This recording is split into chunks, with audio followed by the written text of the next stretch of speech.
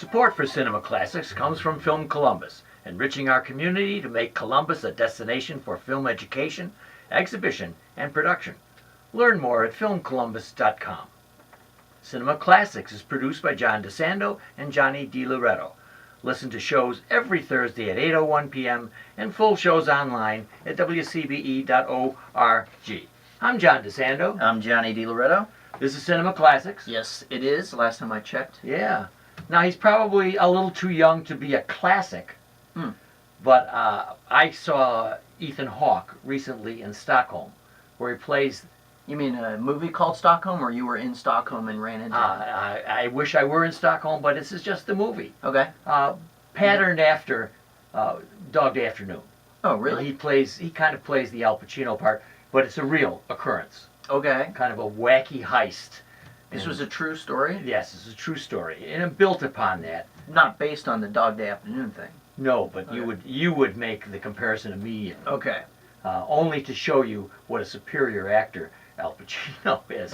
Now, Ethan Hawke is very good as he plays kind of a whacked out robber who really wants to get his buddy sprung from prison, so he's going to hold hostages and request that demand that his buddy. So anyway, So I think he's very good, and Ethan Hawke has a long filmography. He does. You know, I can remember seeing Ethan Hawke in Dead Poets Society. Yeah, yes. And do you remember? I was trying to remember. What did he play in that? Yeah, I don't know. One of those kids. Yeah, one of the kids. I don't Yeah. know, but I hated him back then. I hated that, like, even, you know, and I think we're the same age. I don't know. How old is this guy? Yeah, I think he's in his 40s. Okay. Maybe it was because we're so close in age. There was something about his face I didn't like. I didn't like his demeanor. He always seemed really super pretentious to me. Like he always seemed to me like one of the guys that I was sitting next to in English class in college who was somehow always better than me. And it was annoying me. You know what I mean? Yeah. He annoyed me for years. Yeah, for me, he always was a little rough around the edges. So I'd never believe... Rough how? Because that's rough, one of the things... Because while you're seeing him as pretentious, Yeah. I'm seeing him soft as... and pretentious. Yeah, I'm seeing him as not smooth and leading man-like. I see him less than that, but I've seen him over the years progress into roles where he commands. Yes, right. I'm saying as he gets older, Yeah. that's the really interesting thing about Yeah. him. Is as he's gotten older, I would say, well, first of all, you know, there's like the transition between him like those Before Sunrise movies where he's just those Richard Linklater movies where he's just talking ad nauseum. Before Sunset. Listen, these I love these. Do you? I love because he's walking with Julie Delpy. He's walking with Julie Delpy down the street, and they're talking away, and I'm loving every minute of it. See that now really annoy me because I would look at him and be like, this is the guy that gets the girl. You know what I mean? Like, you should be talking to me. And this guy is just yammering on. And anyway, the transition, I think, comes around Training Day. Yes. With Denzel Washington. Yes. And he's playing a cop. And, you know, he's sort of sucked into Denzel Washington's charm and then that underworld, you know, nefarious stuff that he's involved in. And then I think you start to see him kind of grow into his age a little bit. He starts to deliver a little more nuanced performances. You know, you're right. As he gets older, the roughness about him wears well, right? Yes. And he's just continued to do really good work. I actually enjoy seeing him now. I mean, the Magnificent Seven, he played the Robert Vaughn part. Yes. He was really Weasley in that. Yeah. He did a Western even recently, another Western by himself. I can't remember what the name of it was, but he was pretty convincing in that. All right. Actually, in the Magnificent Seven, he plays Goodnight Robichaux, I think is his name. Goodnight Robichaux. Right. Wow. But before that, let me see your list. Before that, the one that where I thought he really was moving into leading man was Born to Be Blue, the Chet Baker bio. Right. You know, I thought, wow, this guy has real talent. Then he moves into my favorite within the year or two.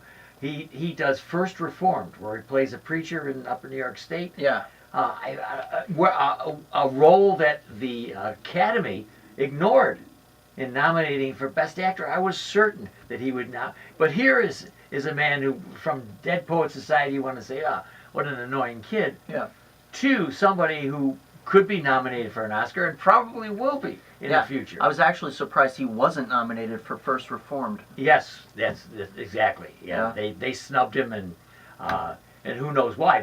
But he's at that point where we're saying he should have been nominated for an Oscar. Yeah. This is a great guy. No, he's a guy. He's one of those guys that has become a sort of, like leading man / character actor, right? Yeah. Very reliable. I don't want to put him in the same sort of echelon as someone like Gene Hackman, who defines the leading man character actor. Sure. I think, but he certainly is extraordinarily reliable.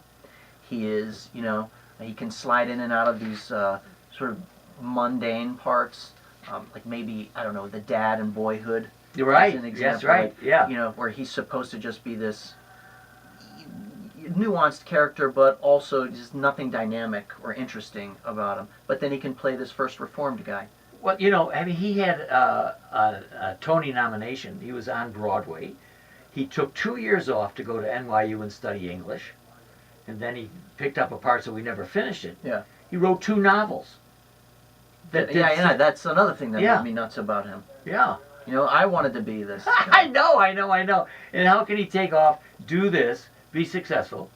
A little bit like Shatner, I suppose, but maybe not. But no, I don't think so. No, I know. But I'm thinking of writing the novels of this kind of Renaissance man.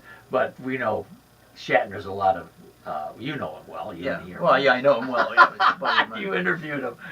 But anyway, far more surface than Ethan Hawke seems to have depth and take his craft very seriously. Yeah, he takes it almost as seriously as he takes his facial hair, actually. And that's another thing. I was constantly mesmerized by the variations of his goatee throughout the years. Yeah, you're right. Now, in the future, he is going to be playing Nikola Tesla in Tesla. Wow.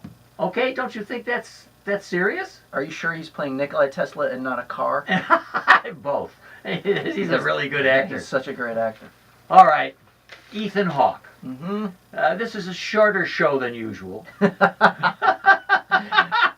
I'm not well versed in the filmography of Ethan Hawke. Right, but what we are really do is. So Stockholm, is this picture worth seeing? Is that what you're saying to people? I think it's enjoyable. Mm-hmm. I think his characterization and Noomi Rapace plays the lady who falls in love with him. Okay. Trying to understand that Stockholm syndrome. The film doesn't do a great job in really explaining it. Mm-hmm. Why? Because I have to truncate the time so that you see her falling in love with him and you say, why? This guy is a goofball. Okay. Why are you? But this is how it started. The Stockholm Syndrome started. What I'm hearing you say is, wait until it's on Netflix. No.